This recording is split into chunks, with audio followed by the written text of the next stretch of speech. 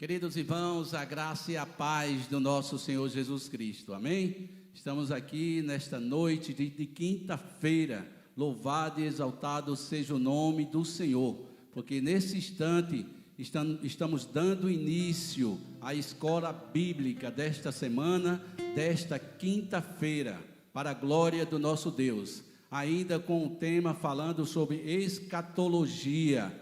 Louvado seja o nome do nosso Deus, que o Espírito Santo do Senhor fale ao seu coração, você que está em casa, homem e mulher de Deus, assistindo, cultuando esse culto através dessa transmissão online, amém?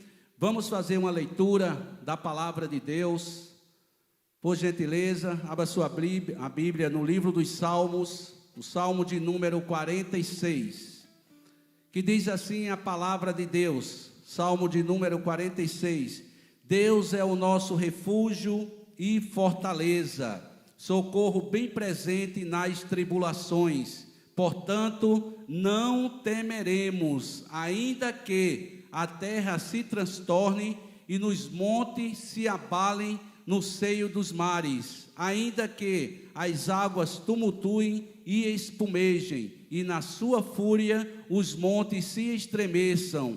Há um rio cujas correntes alegram a cidade de Deus, o santuário das moradas do Altíssimo. Deus está no meio dela, jamais será abalada. Deus a ajudará desde anteamanhã. Bramam nações, reinos se abalam. Ele faz ouvir a sua voz e a terra se dissolve. O Senhor dos exércitos está conosco. O Deus de Jacó é o nosso refúgio. Vinde, contemplai as obras do Senhor, que assolações efetuou na terra. Ele põe termo à guerra até os confins do mundo. Quebra o arco e despedaça a lança. Queima os carros no fogo.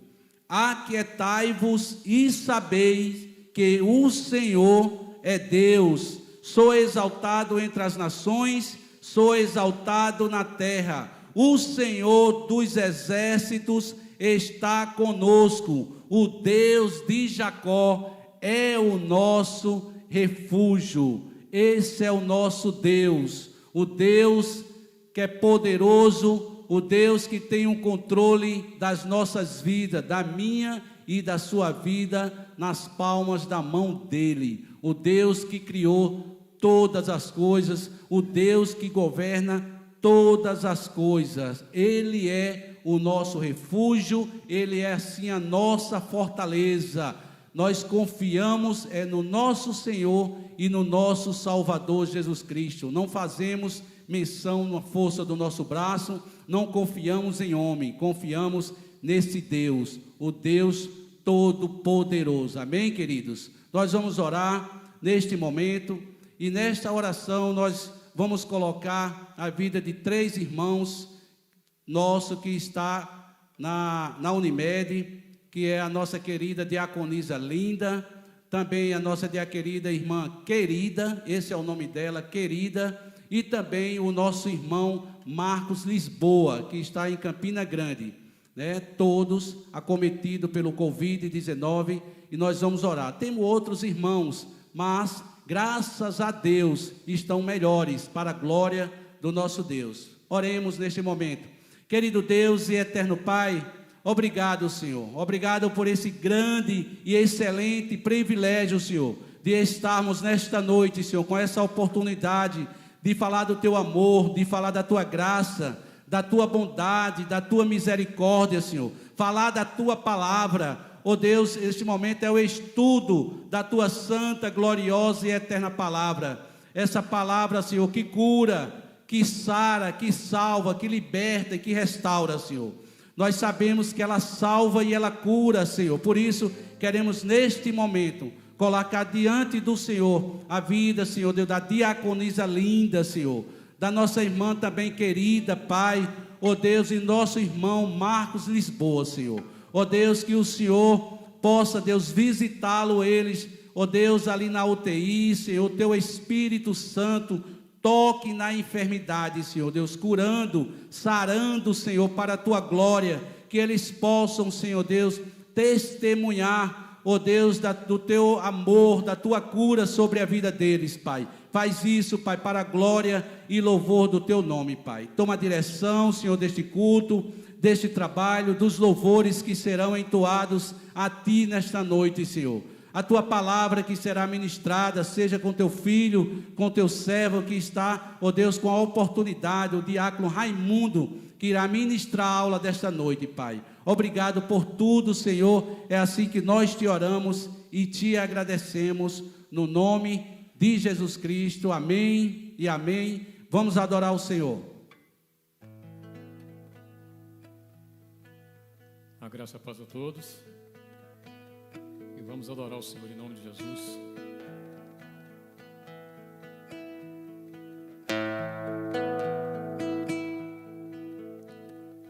Grande é o Senhor e muito digno de louvor. Na cidade do nosso Deus, seu santo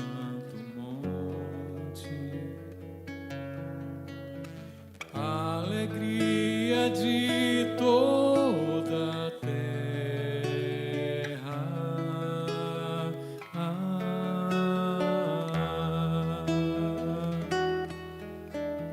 Grande é o Senhor em quem nós temos a vitória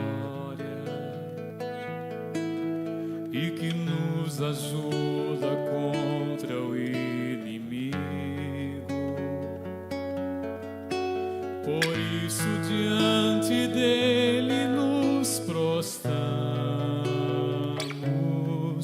e adoramos.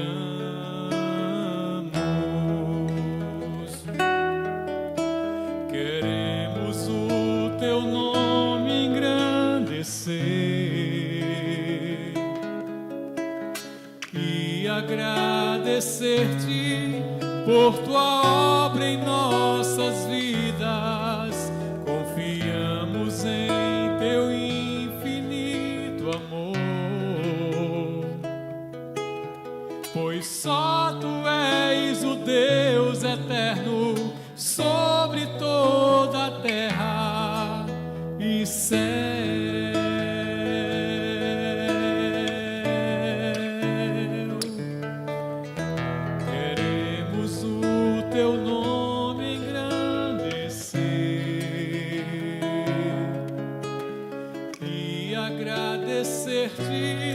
Por tua obra em nossas vidas, confiamos em teu infinito amor, pois só tu és o Deus eterno sobre toda a terra e céu.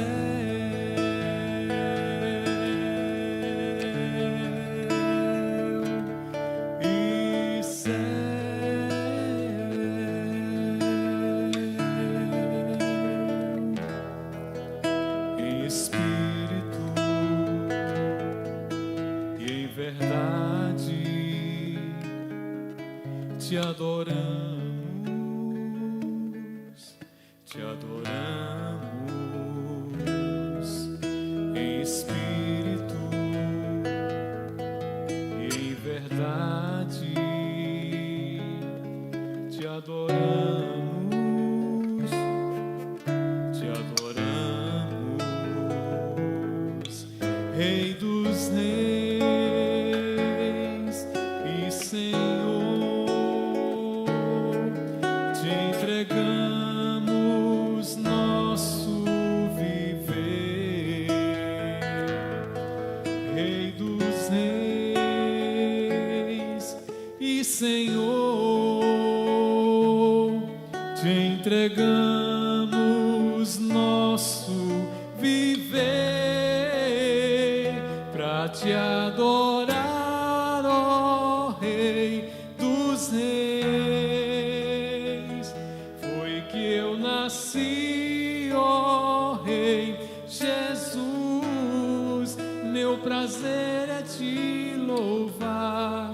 meu prazer é estar nos átrios do Senhor, meu prazer é viver na casa de Deus, onde flui o amor, onde flui o amor,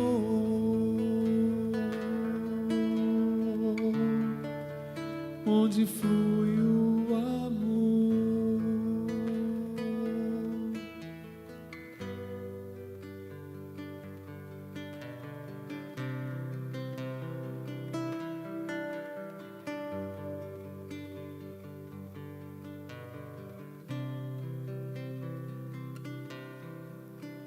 Teus olhos revelam que eu nada posso esconder, que não sou nada sem ti, ó fiel Senhor. Tudo sabes de mim quando sondas meu coração. Eis que tudo podes ver bem dentro de mim. Leva minha vida a uma só verdade, e quando me sondas, nada posso ocultar. Sei que a tua fidelidade leva a minha vida mais além do que eu possa imaginar. Sei e não posso negar que os teus olhos sobre mim me enchem de tua paz.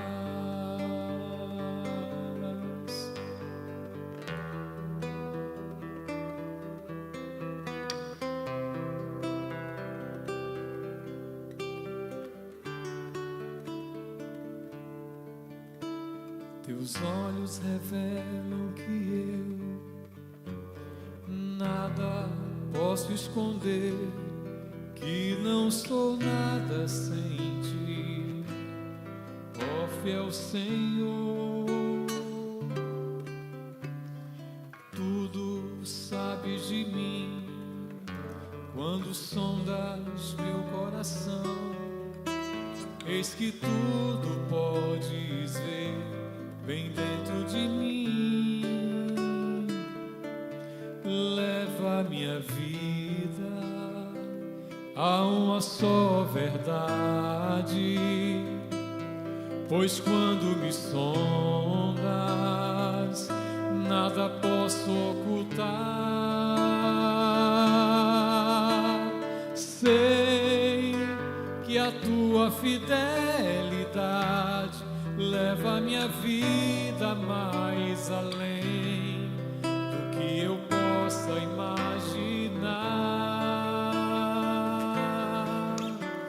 Sei e não posso negar que os teus olhos sobre mim me enchem de tua paz, que os teus olhos sobre mim me enchem de tua paz, que os teus olhos sobre mim me enchem de tua paz.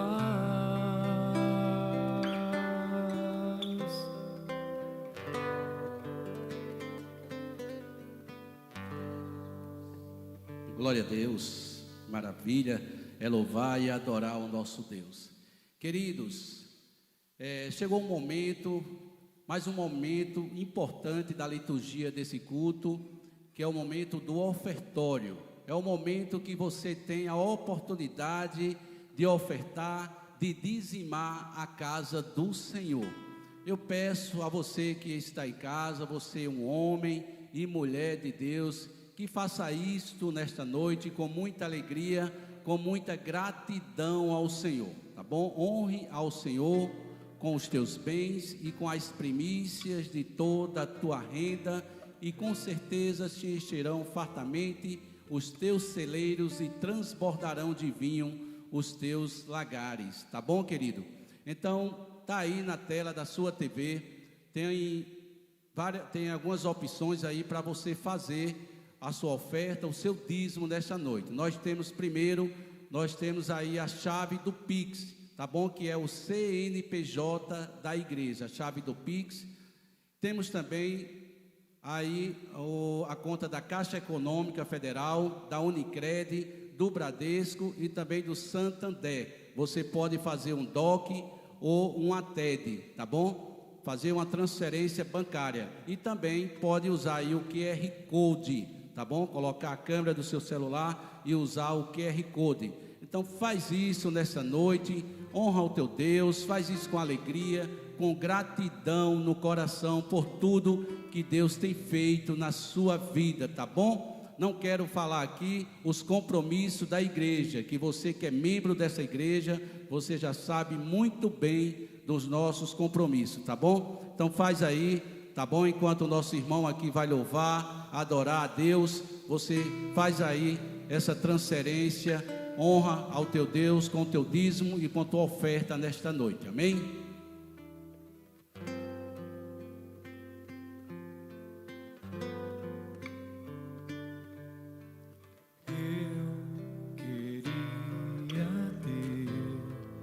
Mais que uma voz, mais que um amor e uma vida pra te oferecer,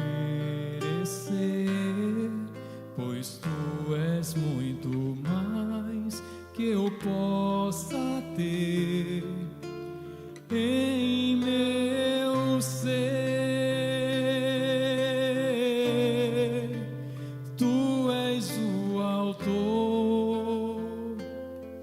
Aquele que pintou com perfeição a vida, tu és o Senhor,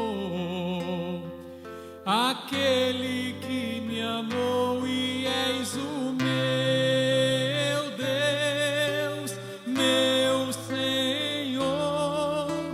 Minha vida para o teu louvor, meu Deus, meu Senhor.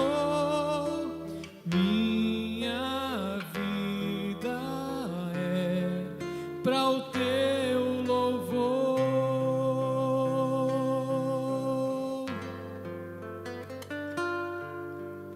Eu queria ter mais que uma voz, mais que um amor e uma vida pra te oferecer, pois tu és muito mais que eu possa ter em meu ser. Tu és o autor, aquele que pintou com perfeição a vida. Tu és o Senhor, aquele que me amou e és o meu Deus, meu Senhor. Minha vida é para o teu louvor, meu Deus, meu Senhor. Minha vida é para o teu louvor, para o teu louvor, para o teu louvor.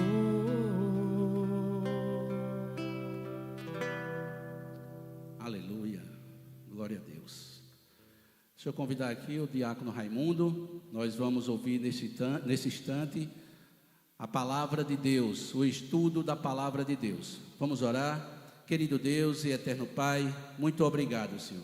Quero te agradecer pelo teu povo que nesta noite ofertaram e dizimaram para mantimento desta casa, Senhor. Abençoa o teu povo, continua abençoando o teu povo, a tua igreja, Senhor, em nome de Jesus. Pai, aqui está o teu filho, o teu servo, o diácono Raimundo, ó Deus, que está com a oportunidade e também, Senhor, é uma grande responsabilidade falar da tua palavra, falar do teu amor, da tua graça, da tua bondade, da tua misericórdia, Senhor. Usa o teu filho mais uma vez, Pai, e que o Espírito Santo do Senhor fale aos nossos corações, Pai. É assim que nós te oramos e te agradecemos no nome do teu Filho Jesus Cristo. Amém.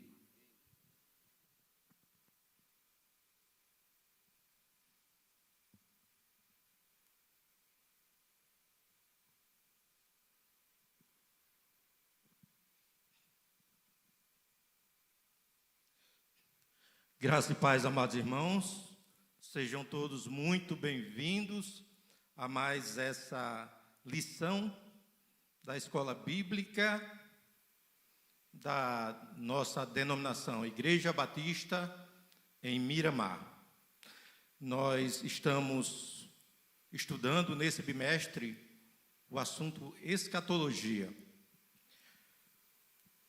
Sejam bem-vindos, se acomodem nas suas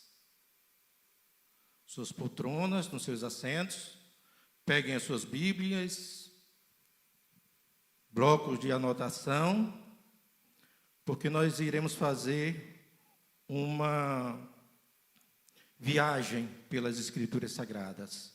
Para começar, abra as suas Bíblias, abra a sua Bíblia no Evangelho de Mateus 24, Evangelho segundo escreveu São Mateus 24.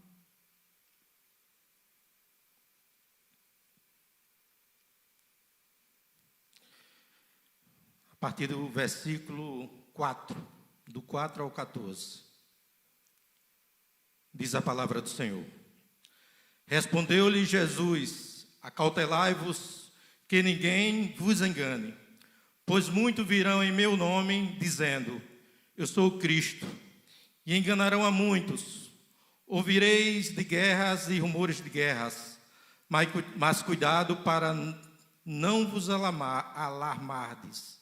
Tais coisas devem acontecer, mas ainda não é o fim. Levantar-se-á nação contra nação, reino contra reino, e haverá fomes, pestes e terremotos em vários lugares. Todas essas coisas, porém, são um princípio das dores. Então vos hão de entregar para serdes atormentados, e vos matarão. Sereis odiados de todas as nações por causa do meu nome. Nesse tempo, muitos se escandalizarão, trair-se-ão mutuamente e se odiarão uns aos outros. Surgirão muitos falsos profetas e enganarão a muitos. E por se multiplicar a iniquidade, o amor de quase todos esfriará. Mas aquele que perseverar até o fim será salvo.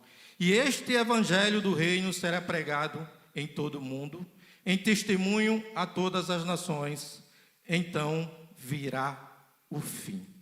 Glórias a Deus. Que o Espírito Santo de Deus nos ajude, nessa ocasião, a ministrar esse estudo, com base na palavra dele, com sabedoria, com graça, na direção do Espírito Santo. Como já mencionei aqui, o assunto desse bimestre é escatologia.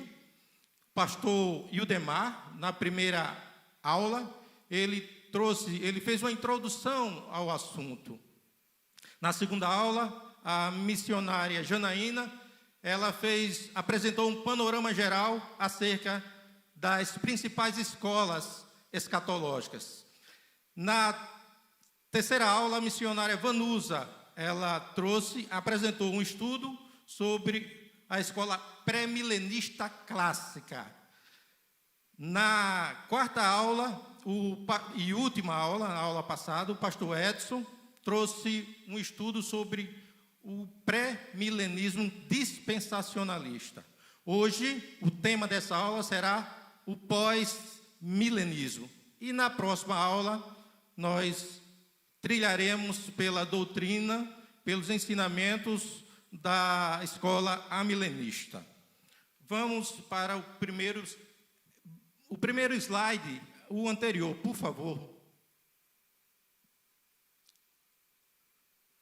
O anterior é esse. Essa é a nossa proposta de aula. A importância de estudar, o primeiro ponto que nós abordaremos, a importância de estudar o pensamento das diversas escolas escatológicas. Traremos no segundo tópico um histórico, quando surgiu esse pensamento, essa doutrina escatológica e os principais teólogos. Na sequência, nós abordaremos os principais eventos elencados nessa lição, relacionados com os últimos dias. O milênio, a tribulação, o anticristo, quem é, quando virá e o seu fim, a segunda vinda de Cristo, a ressurreição, os julgamentos e a gente vai aqui verificar algumas fragilidades dessa doutrina pós-milenista. O próximo slide, por favor.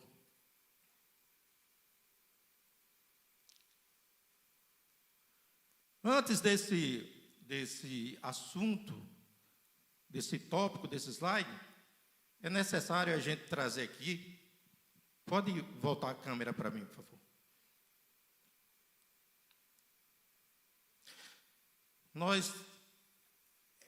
É importante para o aprendizado, para a assimilação de todo o assunto que será ministrado aqui, alguma revisão acerca de alguns tópicos bem essenciais, tá? Para sermos bastante,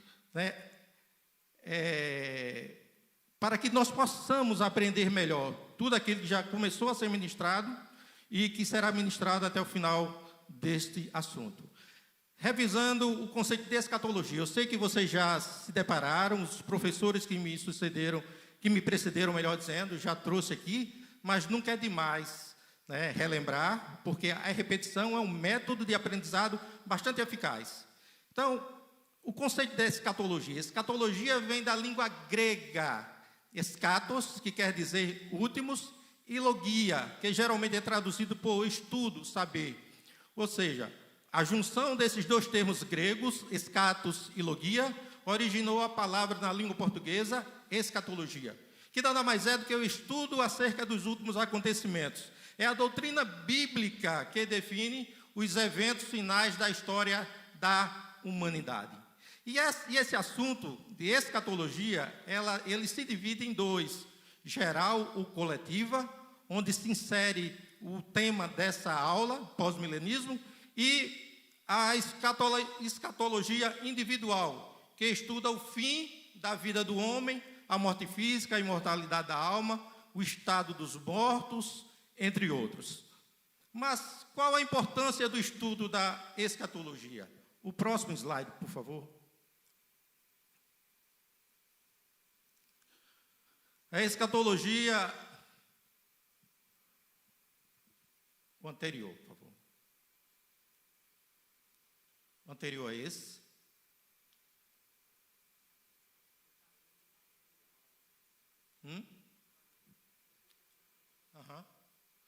O pré-milenismo clássico, o pré-milenismo dispensacionalista, o pós-milenismo e o amilenismo são as 4 principais escolas escatológicas. Ressalta-se que todas creem no milênio, na grande tribulação, na ressurreição e na segunda volta de Jesus, no julgamento final, entre outros temas. Entretanto, elas diferem entre si, principalmente quanto ao tempo da ocorrência de tais eventos. Próximo slide, por favor. A escola pré-milenista clássica, que, como eu já falei, foi objeto de ministração da aula da missionária Vanusa, ela prega que o reino milenário do Messias será implantado na terra material, social, política e religiosamente. por ocasião da volta de Cristo e com a ressurreição dos justos.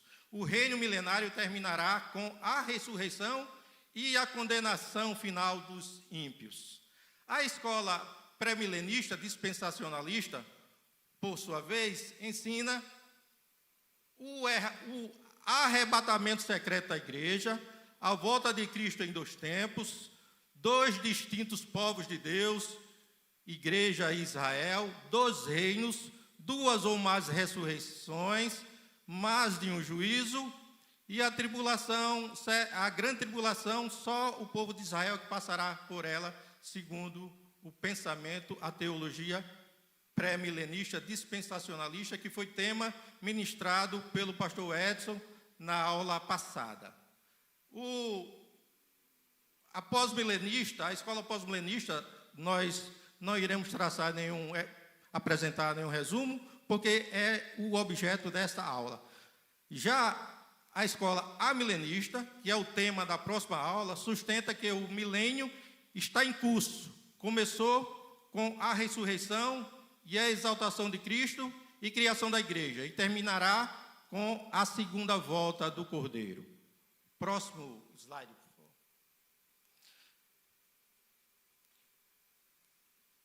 Definindo o pós-milenismo.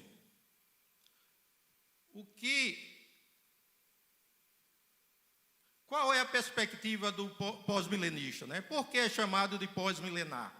E quais são as suas expectativas? Nada melhor, nada mais apropriado do que começar um tema que nós estamos objeto do nosso estudo com a definição. O termo pós-milenarista surge da justaposição de 3 termos latinos: post, que significa depois, mille, que significa 1000, e annum, que significa anos.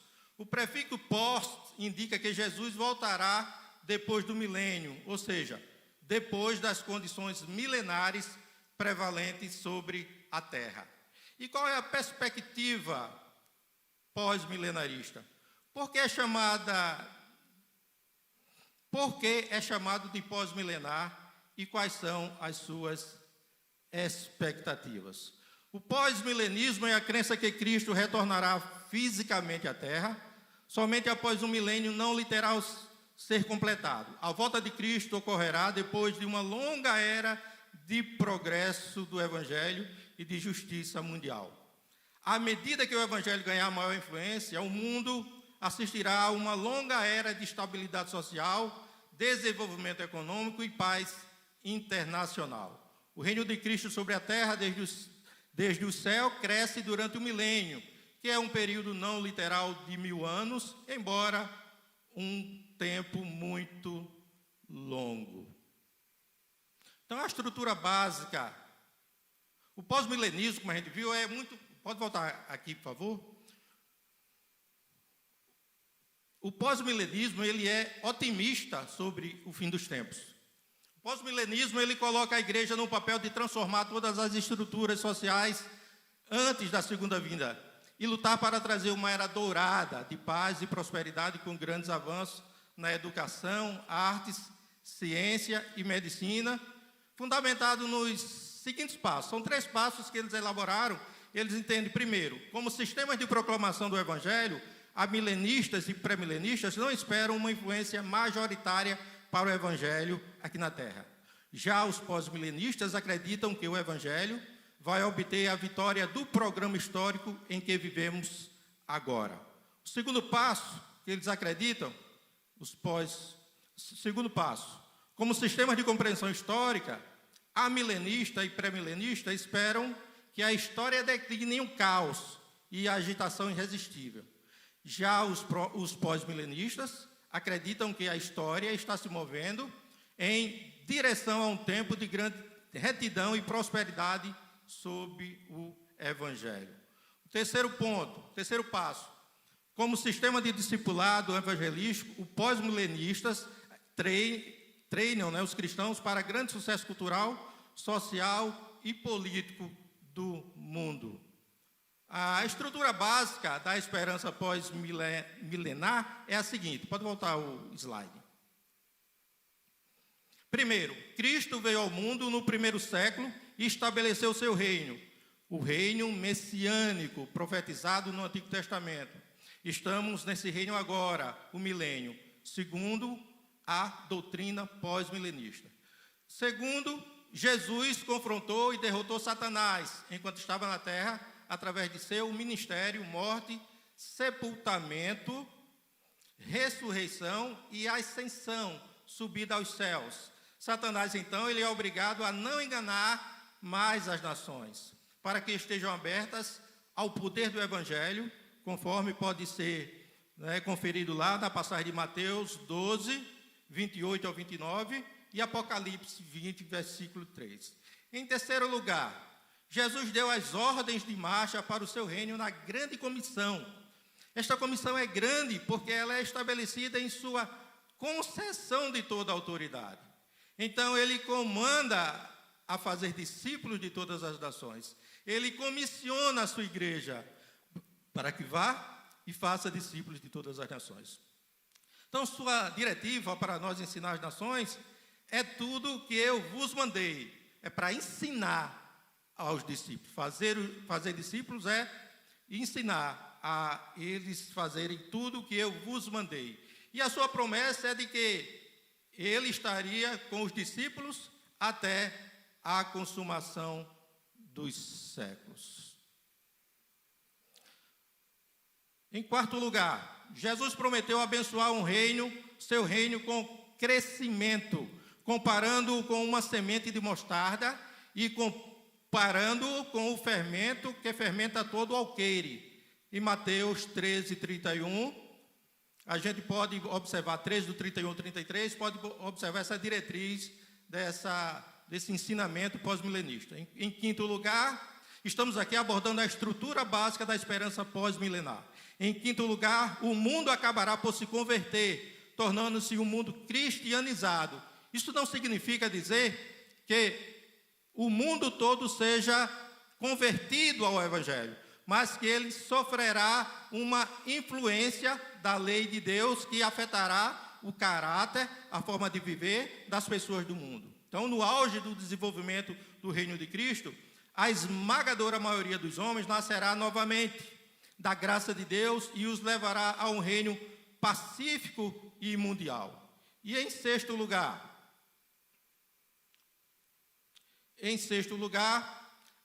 no final da história, pode voltar para mim, no final da história, após uma longa era de vitória do Evangelho, Cristo retornará corporal, visível e gloriosamente, conforme o relato, o escrito de Atos, capítulo 1, versículos 9 a 11.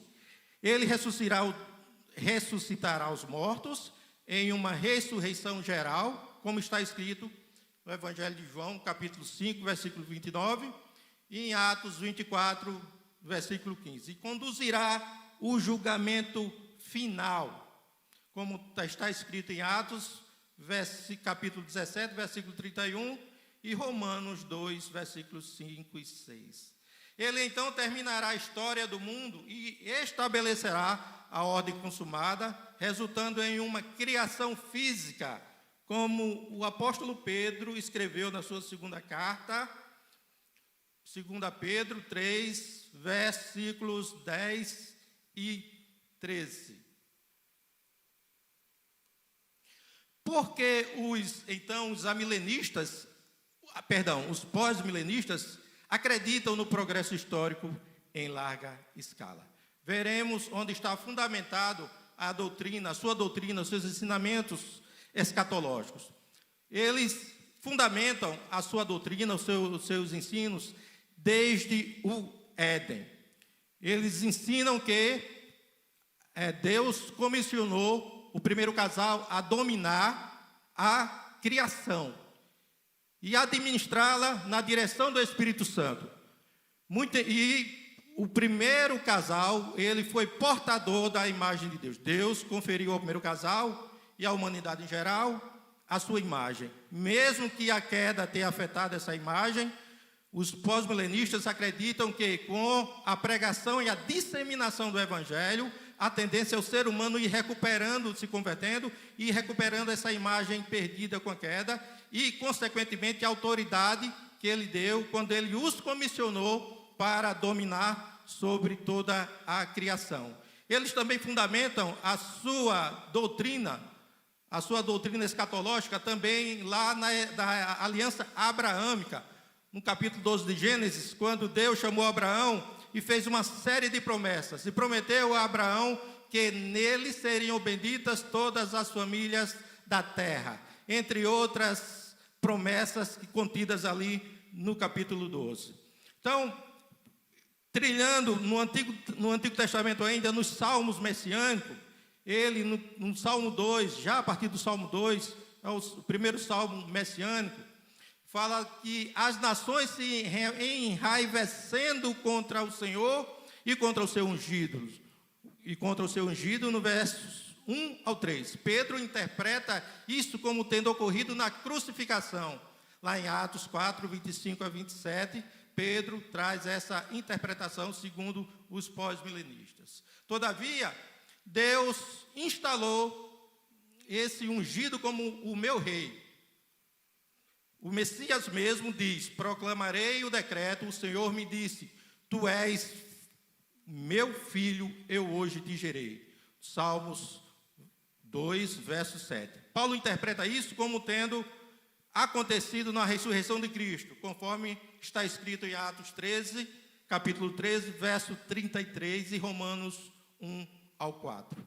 Agora, tudo que o Messias entronizado precisa fazer é: pede-me e eu te darei os gentios por herança e os fins da terra por tua possessão, como está escrito no verso 7 do Salmo 2.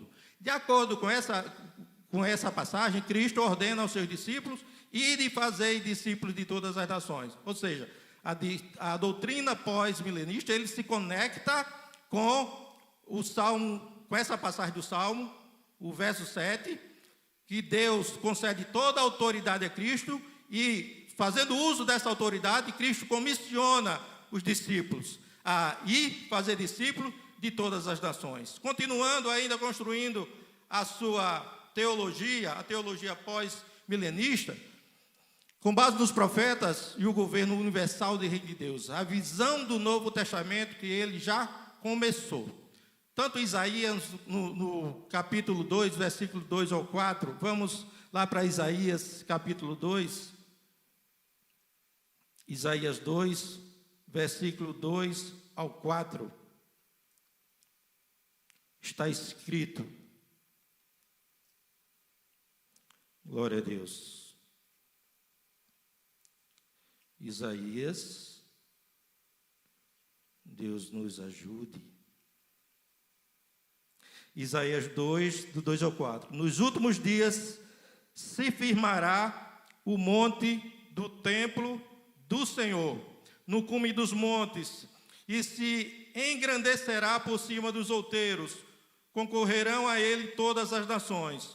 Virão muitos povos e dirão: vinde, subamos ao monte do Senhor, ao templo do Deus de Jacó. Ele nos ensinará o que concerne os seus caminhos, para que andemos nas suas veredas. De Sião sairá a lei, de Jerusalém a palavra do Senhor. Ele exercerá o seu juízo entre as nações e repreenderá muitos povos. Estes converterão as suas espadas em arados e as suas lanças em podadeiras. Não levantará espada nação contra nação, nem aprenderão mais a guerra. Então, essa é a primeira passagem invocada pelos pós-milenistas para embasar sua doutrina. Como Miqueias também, no capítulo 4, versículos 1 ao 3, prevê um tempo de adoração universal a Deus. As parábolas do reino também, em Mateus 13, ele fala que a sua dispersão, a dispersão do reino de Deus, ela é gradual, mas universal no seu alcance. Na parábola da semente, indica um tremendo crescimento do reino, 30, 60, 100 por um. A parábola do joio, do trigo e do joio, indica que o reino sempre incluirá uma mistura de justos e injustos. A parábola do tesouro escondido e da pérola de grande tropeço fala das bênçãos incalculáveis do reino. E as parábolas da semente de mostarda e do fermento descreve o crescimento gradual e o domínio último do reino. A semente de mostarda indicando a extensão gradual do reino no mundo, e o fermento indicando sua infiltração intensiva.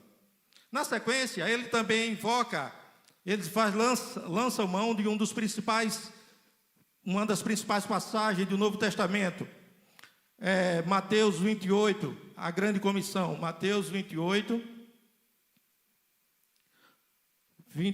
do 18 ao 20. Vamos conferir, abram suas Bíblias, Mateus 28, do 18 ao 20, diz a palavra do Senhor.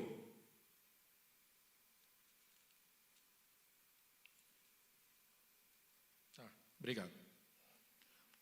Diz a palavra do Senhor: chegando-se Jesus, falou-lhes, dizendo: é-me dado todo o poder no céu e na terra. Portanto, ide e fazei discípulos de todos os povos, batizando-os em nome do Pai e do Filho e do Espírito Santo, ensinando-os a obedecer a todas as coisas que eu vos tenho mandado.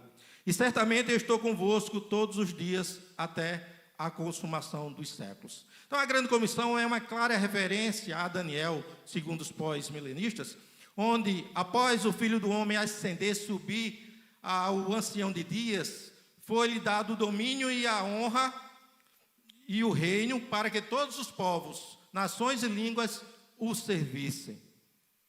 Lá, dos eventos delineados por Paulo em 1 Coríntios 15, 1 Coríntios, vamos lá conferir esse texto, 1 Coríntios 15, do 20 ao 28. 1 Coríntios, carta de Paulo escrita à igreja em Coríntio, capítulo 15, versículos 20 ao 28. Está escrito: se de fato, porém, Cristo ressurgiu dentre os mortos e foi feito as primícias dos que dormem, pois assim como a morte veio por um homem, também a ressurreição dos mortos veio por um homem. Pois assim como todos morrem em Adão, assim também todos serão vivificados em Cristo. Cada um, porém, por sua ordem. Cristo o primeiro, depois os que são de Cristo na sua vinda. Então virá o fim, quando tiver entregado o reino a Deus, o Pai. E quando houver destruído todo o domínio, toda a autoridade e todo o poder. Pois convém que ele reine até que haja posto a todos os inimigos debaixo dos seus pés. Ora, o último inimigo que há de ser destruído é a morte, pois todas as coisas sujeitou debaixo dos seus pés. Mas, quando diz que todas as coisas lhe estão sujeitas, claro está que se excetua aquele que lhe sujeitou todas as coisas. E quando todas as coisas lhe estiverem sujeitas, então também o mesmo Filho se sujeitará àquele que todas as coisas lhe sujeitou, para que Deus seja tudo em todos. Então, a ressurreição, ela ocorrerá após o reino vitorioso de Cristo. A ordem dos eventos nessa passagem está de acordo com a interpretação pós-milenista. Ressurreição de Cristo, seu presente reino até que todos os seus inimigos sejam subjugados, versículo 25. Então a sua destruição, a destruição da própria morte, versículo 26, quando em seu retorno, no retorno de Cristo, ele ressuscitará todos os que pertencem a ele, conforme o versículo 23. Então o fim virá, quando ele entregar o reino a Deus Pai, tendo destruído todo o domínio, autoridade e poder. Em contraste ao que pensa, ao esquema pré-milenista, a ressurreição do justo ocorrerá após Cristo ter subjugado todos os seus inimigos e imediatamente antes do fim. Isso se harmoniza perfeitamente com as expectações pactuais e proféticas do Antigo Testamento e com a esperança pós-milenista. Tá? Então, próximo versículo. Próximo slide, por favor.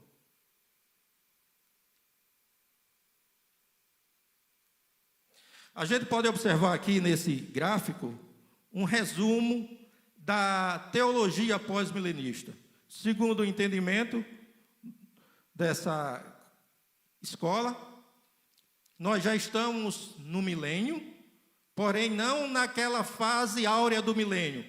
O milênio, ele de certa forma se confunde com a era da igreja, mas essas condições previstas nas Escrituras, esse auge do milênio, ele ainda está muito distante, nós não estamos vivenciando.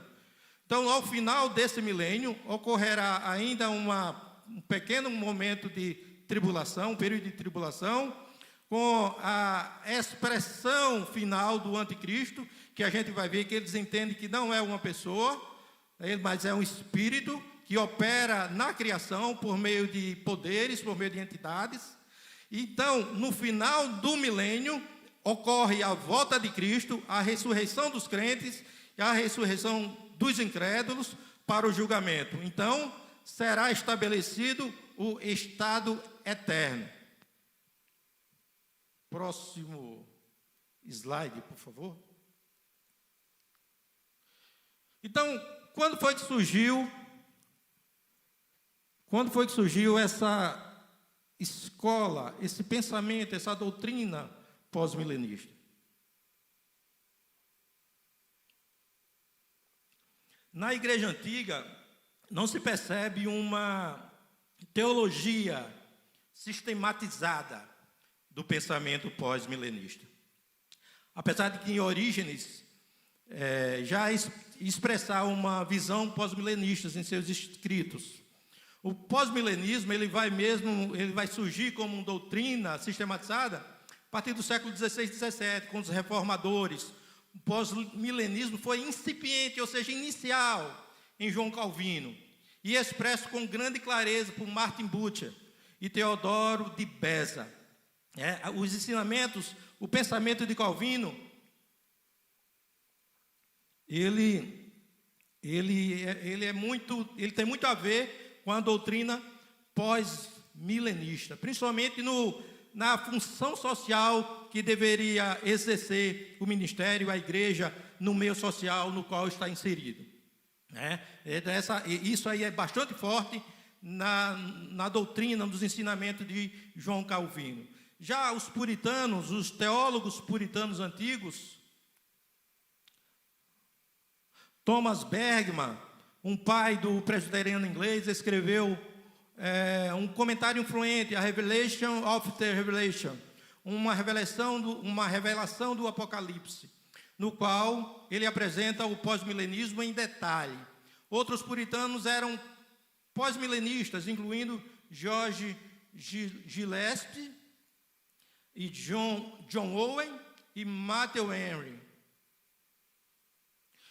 O pós-milenismo moderno, no século XIX e XX, os pós-milenistas proeminentes são Jonathan Edwards, William Carey, Charles Hodge e A.A. Hodge.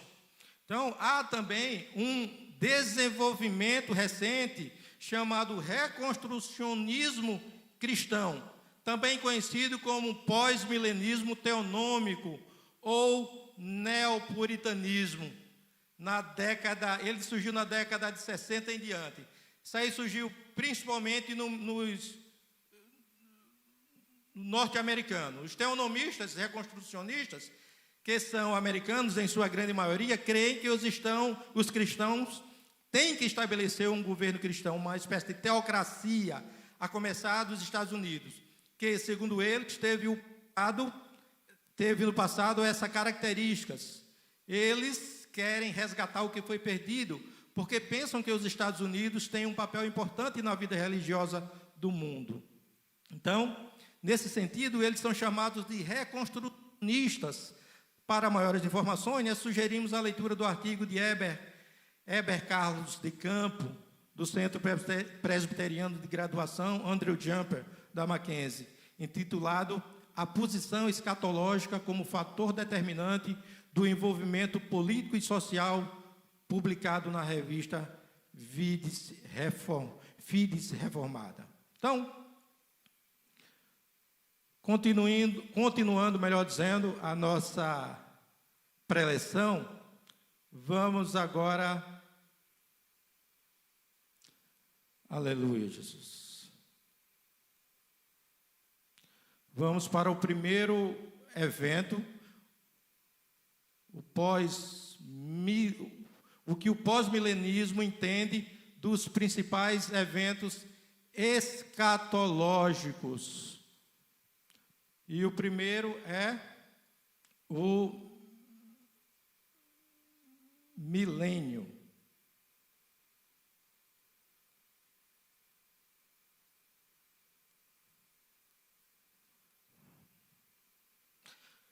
O milênio.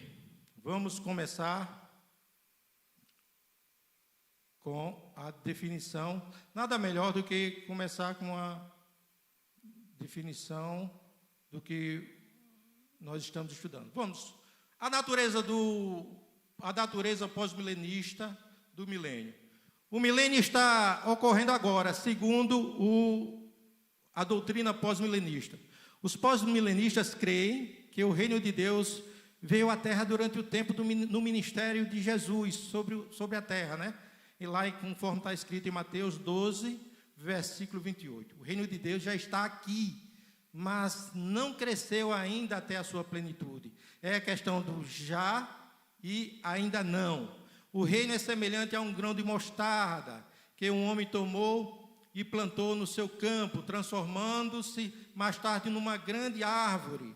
Como está escrito em Mateus 13, versículos 31 a 32, nós inclusive já mencionamos anteriormente. Satanás já está preso e Cristo está sentado sobre o trono no céu, entende? Os pós-milenistas. À medida que chegamos mais perto da segunda vinda de Cristo, veremos as nações não somente evangelizadas, mas ensinadas a obedecer a todas as coisas que Deus nos ordenou na grande comissão. Então, o crescimento do reino produzirá um aumento de justiça, paz, prosperidade, que mais tarde prevalecerão no mundo por um longo período, que os pós-milenistas vão chamar de milênio propriamente dito. Então, no fim desse período de justiça prolongado, Jesus voltará, ressuscitará todos os seres humanos, realizará o grande julgamento, estabelecendo então a ordem eterna. Então, o pós-milenista, ele acredita no reino, pode voltar para mim, meu irmão. O pós-milenista, ele acredita no reino milenário de Cristo na Terra, mas não física e politicamente, como creem os pré-milenistas clássicos, e inclusive os dispensacionalistas. Então, deve-se notar que o pós-milenista ele não é literalista quanto à duração do milênio. O milênio é um longo período, mas não necessariamente 1000 anos no calendário. Então, de qualquer forma, segundo eles, seria difícil calcular a sua duração, porque o milênio não define claramente um ponto de início. A paz esperada não acontecerá, segundo os pós-milenistas, da noite para o dia. O reino chegará gradualmente. Para o pós-milenista, o milênio difere da presente era apenas quanto ao grau. Então, a mudança será na qualidade, dizem, não necessariamente, nas estruturas. No governo messiânico milenário, a paz se instalará. A harmonia se verificará entre os indivíduos e entre as nações. Os conflitos da ordem natural desaparecerão, como a gente constatou pela leitura de Isaías 2, do 2 ao 4, e também com Isaías 11:6. Então, o pós-milenismo não defende um milênio literal, repito, pois entende-se tratar-se de um período simbólico, cuja duração somente Deus estabelecerá, segundo seus planos eternos e imutáveis. Então, o reinado do Messias não há de ser teocrático, um Cristo monarca entronizado em Jerusalém, onde regerá os povos. Então, o rei reinará sobre todas as nações por intermédio de seus respectivos governantes redimidos, né? E mesmo que não sejam os redimidos, aqueles que serão, de certa forma, transformados, impactados, influenciados pela lei eterna de Deus. Então, terminando esse período milenário, haverá um breve tempo de tribulação pela emergência do anticristo, né, o aparecimento do anticristo e pela apostasia de muitos. Então, acerca da implantação do milênio.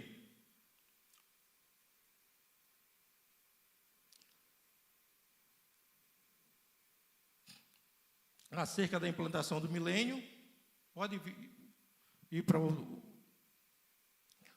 Amém. A implantação do milênio, segundo os pós-milenistas, será gradual e progressiva, como já falamos anteriormente. Efetivar-se-á por meio de 3 causas ordenadas e dirigidas por Deus. A evolução natural da sociedade, a humanidade está sendo tirada, né, pelas mãos divinas do primarismo tribal e conduzida a uma era de ouro, tanto no campo social e espiritual, como no tecnológico e científico. Ou seja, as nações serão transformadas, serão influenciadas pelos princípios da palavra de Deus. Pela ministração, pelo ministério do Espírito Santo também, é outra forma segundo a qual o milênio será implementado na sua integralidade.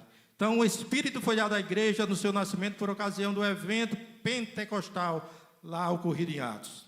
Então, desde então, ele vem promovendo crescimento, unidade, santificação, edificação e habitação do corpo eclesial da igreja de Cristo. Então, o Espírito está conduzindo a igreja à paz, à harmonia interna e ao domínio das forças do mal. A ação missionária da igreja também, a igreja, em cumprimento à profecia de Mateus 24:14, levará a mensagem evangélica a todos os povos, promovendo a conversão em massa, santificando as vidas, moralizando os costumes, submetendo a sociedade à regência de Jesus Cristo. Pelas causas referidas e gradualmente, Cristo assumirá o governo do mundo. O Espírito estará sobre a humanidade, a paz e a justiça coroarão todas as nações, a igreja será universalmente triunfante, poderosa, santa e una. Mas, relembrando que, segundo os pós-milenistas, Cristo ele não governará o mundo aqui na terra, na dimensão terrena, mas ele já está reinando nos céus, sentado à direita do Pai. Próximo slide, por favor, meu irmão. Tribulação. Então, como podem, né, os pós-milenistas, ou pós-milenaristas, é outro termo que é utilizado para designar os que professam essa doutrina, propor uma perspectiva otimista para a história de Jesus, né? Se Jesus, João e outros escritores bíblicos anunciam um período de grande tribulação. Então, ponto 1, pós-milenismo, com base em Mateus 24, acredita que a grande tribulação ocorreu no ano 70 depois de Cristo. Então, ela se encontra, portanto, no passado. Apesar de, como a gente viu anteriormente, no final do milênio haverá uma tribulação, mas os pós-milenistas, eles não acreditam, eles não fazem referência que é a grande tribulação de Mateus 24, tá? Então, será uma tribulação não na mesma dimensão que ocorreu em Mateus 24. Segundo ponto, é que Mateus 24:34 envolve a observação principal a respeito da posição pós-milenista. Na referida passagem, Jesus declara de modo específico e inequívoco que a grande tribulação ocorrerá no século 21, segundo a doutrina pós-milenista. Então, também a história continuará por algum tempo após a grande tribulação, porque nesse tempo haverá grande tribulação, como desde o princípio do mundo até agora não tem havido e nem haverá jamais, conforme ele mencionou no versículo 21 de Mateus 24. Então, o contexto da passagem bíblica citada aponta para um tempo de uma grande geração após Jesus, para a destruição da nação judaica e o templo de Jerusalém em 70 depois de Cristo. Tá? Então, o contexto da passagem bíblica citada, né, de tudo que a gente já fez dessas passagens, aponta para um tempo de uma geração após Jesus, para a destruição da nação da Judéia e o templo de Jerusalém no ano 70 depois de Cristo. Tem um tópico aqui, mas eu não vou abordar, porque ele é um tanto quanto fala da igreja e Israel, né? Então a gente não vai abordar, porque há muitas divergências entre essas 4 escolas a respeito do destino de Israel, do que acontecerá com a nação de Israel e em comparação com a igreja, os planos de Deus para Israel e para a igreja. Vamos passar para o anticristo. Quem é? Quem é o anticristo? Quando virá? E o seu fim? Quando ocorrerá? Então, de acordo com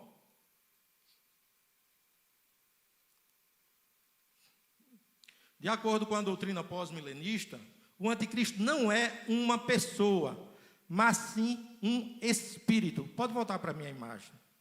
Que promove engano entre pessoas. Segundo o pensamento, essa doutrina, esse ensinamento deles é extraído da hermenêutica, do entendimento que eles extraem de 1 João, capítulo 4, versículo 3, e de 2 João 7. Então, com respeito a Cristo, quem é o mentiroso, senão aquele que nega que Jesus é o Cristo? Esse é o anticristo, o que nega o Pai e o Filho. Escreveu o apóstolo João na sua primeira carta, no capítulo 2, versículo 22. Então, João aplica claramente o conceito do anticristo, a tendência genérica de promover mentiras sobre a identidade de Cristo. Ele repete esse ponto, né, em sua segunda carta, porque muitos enganadores têm saído pelo mundo afora, os quais não confessam Jesus Cristo vindo em carne. Assim é o enganador e o anticristo. Segunda carta de João, capítulo 1, versículo 7. Então, quem é? Quem é esse anticristo? É uma pessoa? É uma entidade? É um poder? É uma instituição? Então, ao redirecionar o foco dos seus leitores da futuridade do anticristo para sua existência contemporânea, João aponta que o anticristo é um movimento e não um indivíduo, como entendem as outras escolas, né, que tratam a respeito do assunto, as outras escolas escatológicas. Então, ao tratar com a ideia do anticristo, João diz também agora, muitos anticristos têm surgido. De fato, o anticristo é um espírito que penetra esses muitos anticristos, que são representados como muitos enganadores. Então, assim, segundo essa doutrina, a doutrina que nós estamos estudando, a pós-milenista, o anticristo não é um indivíduo, um governante malévolo a surgir no futuro. João não estava esperando pelo aparecimento de algum ser sobrenatural predito no futuro, segundo os pós-milenistas. Em vez disso, o anticristo é a tendência herética contemporânea dele, né, na época dele, que diz respeito à pessoa de Jesus, encontrada também em muitas pessoas nos dias de João. Então, quando ele aparece, os leitores de João tinham ouvido que o anticristo ainda não estava em cena, mas sim que estava vindo. João os informa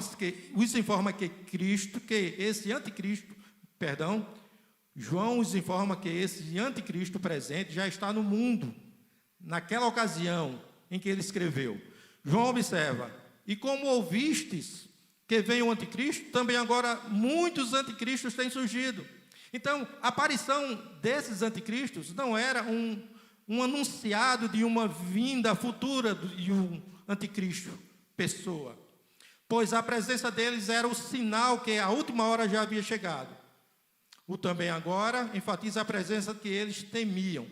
Qual o seu fim? Então, a declaração de Savoy é um dos principais documentos publicado por Lutero, que adaptou a confissão de fé de Westminster às necessidades das igrejas congregacionais da Inglaterra, incorporou uma declaração pós-milenista. De acordo com sua promessa, esperamos que essa é a declaração pós-milenista.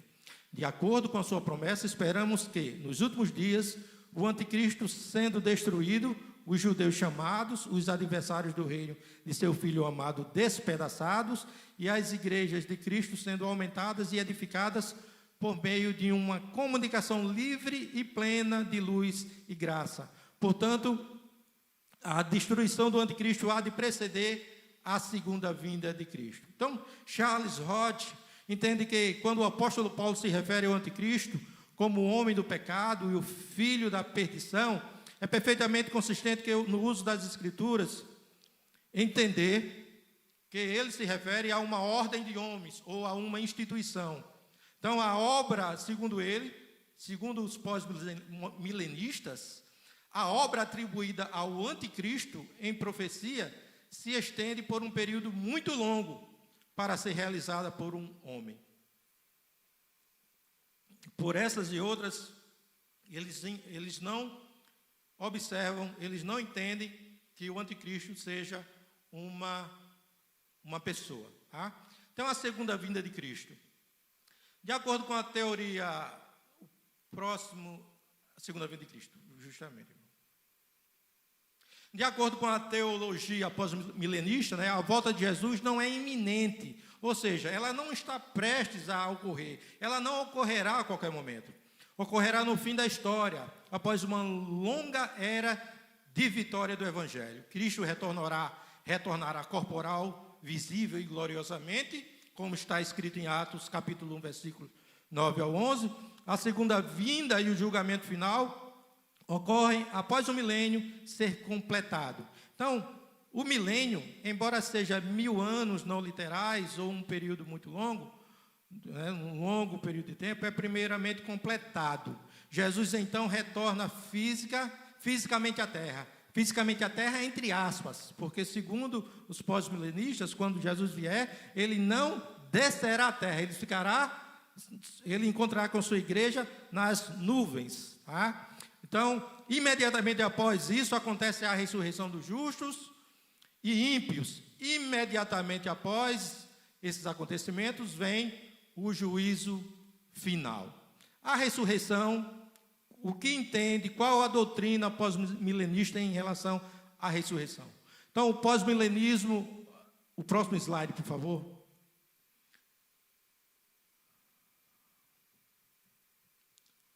A ressurreição. O pós-milenismo acredita em duas ressurreições, porém a primeira é espiritual e a segunda é geral, de acordo com o que está escrito no Evangelho de João, capítulo 5, verso 29, e Atos 24, 15. As passagens de 1 João 3,14, Romanos 6,8, Efésios 22, versículos 4 e 6, Colossenses 2,3, falam dos cristãos como já tendo vindo a vida em Cristo. Tá? Então, Efésios 2,6, 1 Coríntios 3, versículos 21 e 22, e Colossenses capítulo 3, versículos 1 ou 2, falam deles como já espiritualmente entronizados com ele no céu. Por isso que os pós-milenistas acreditam que já tem ocorrido uma ressurreição, faz referência, se utilizam dessas passagens bíblicas para justificar essa ressurreição espiritual dos justos, que já estão no céu, entronizados com Cristo. Então, os outros mortos não participam dessa ressurreição espiritual, mas vêm à vida somente após os 1000 anos, de acordo com Apocalipse 25. Então, nesse tempo, eles serão ressuscitados fisicamente. Então, essa noção de uma ressurreição geral dos justos e injustos ocorre em outros lugares também. 1 João 5, Evangelho de João, capítulo 5, 24 e 29. Fala de uma ressurreição geral, mas de uma ressurreição espiritual paralela que ocorre nesta vida. uma ressurreição geral é mencionada em Jó, no livro de Jó, no capítulo 19, versículos 23 a 27, em Isaías, capítulo 26, versículo 19, em Atos, capítulo 24, versículo 15, Romanos 8, versículo 11 e o versículo 23, Filipenses 3, versículo 20 e 1 Tessalonicenses 4, 16. Próximo slide, por favor, dos julgamentos. O que é que os pós-milenistas, a doutrina pós-milenista, entende pelos julgamentos? Eles entendem que Jesus, então, retornará, quando Jesus retornará corporal e visivelmente à terra, ocorrerá o julgamento. Imediatamente após, acontece a ressurreição dos justos e ímpios. Na sequência, ocorre o julgamento final, né? Ele entende aqui, o autor, mas deveria adicionar aqui que sempre há um primeiro julgamento que ocorre em nossa morte, mas a ressurreição e o julgamento final ocorrerão apenas no final da história. Cristo, então, conduzirá o julgamento final, conforme Atos 17, 31 e Romanos 2, versículos 5 ao 6. Então, ele terminará a história do mundo e estabelecerá a ordem consumada, resultando em uma nova criação física, como está escrito em 2 Pedro 3, do 10 ao 13. Então, está elencado aqui no material algumas fragilidades a respeito dessa doutrina pós-milenista, tá?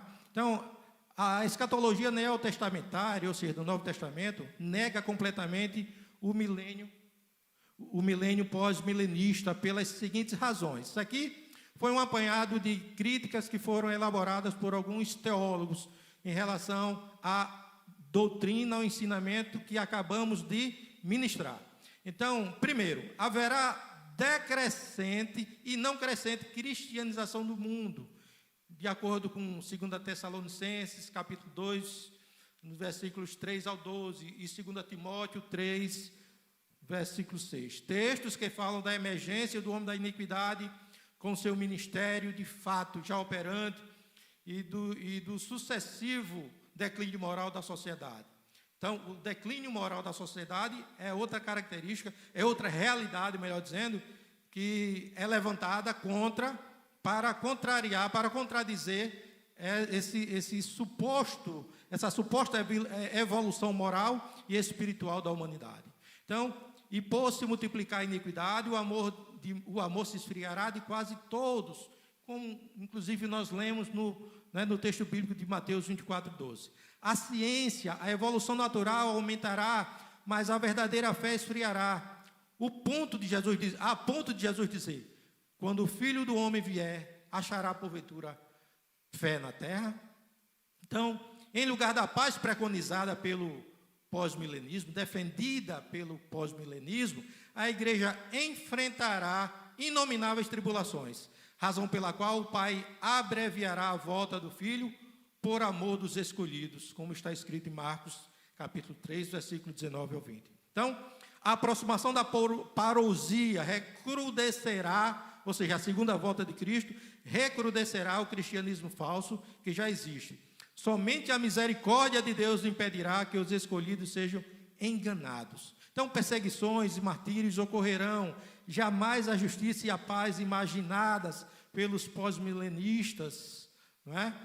Ela vai se concretizar segundo os críticos dessa corrente. Então, não temos a velha terra purificada, como pensam, mas um novo céu e uma nova terra, conforme está escrito em Apocalipse 21, versículo 11. Então, como se vê, a base bíblica do pós-milenismo é muito frágil, embora seja uma escatologia de fácil assimilação.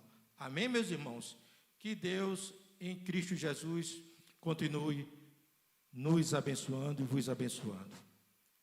Eu agradeço essa rica oportunidade em nome de Jesus.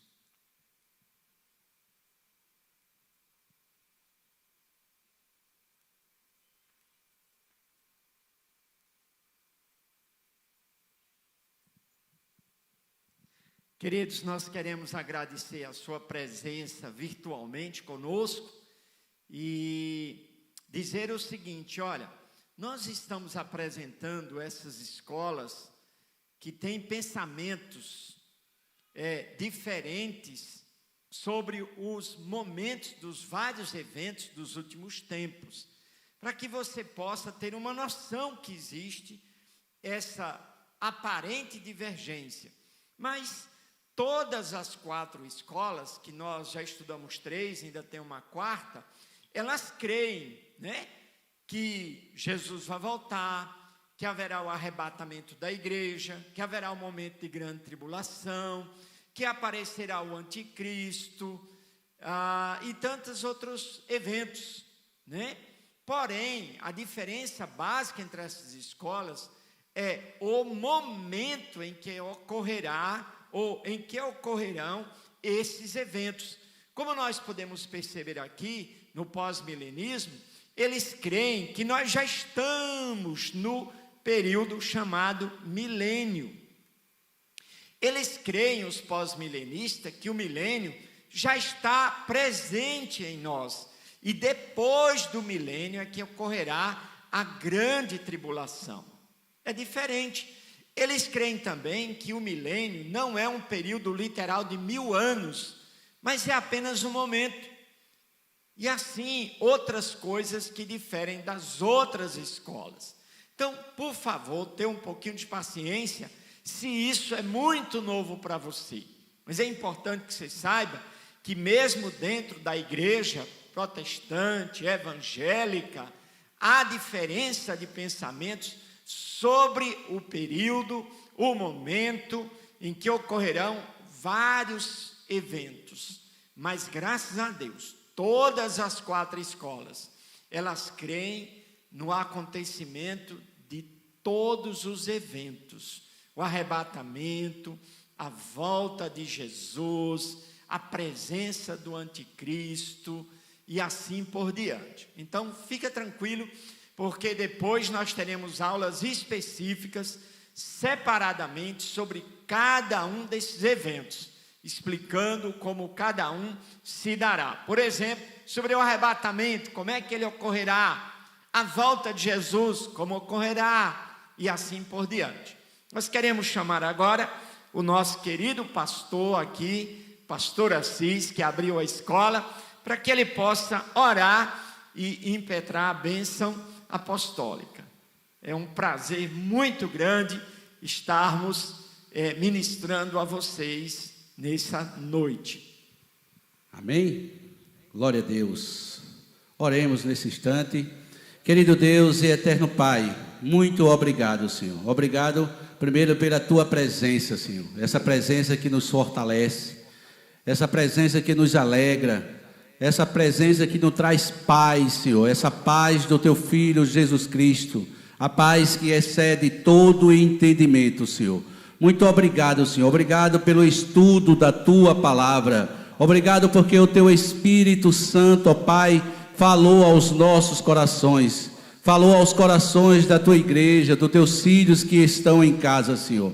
Obrigado, Deus, pela vida do pastor Ildemar, Senhor, de todos os professores, ó Deus, além do Kadosh, da escola bíblica, Senhor. Continua dando paz, continua dando alegria, continua fortalecendo os Teus filhos, Senhor.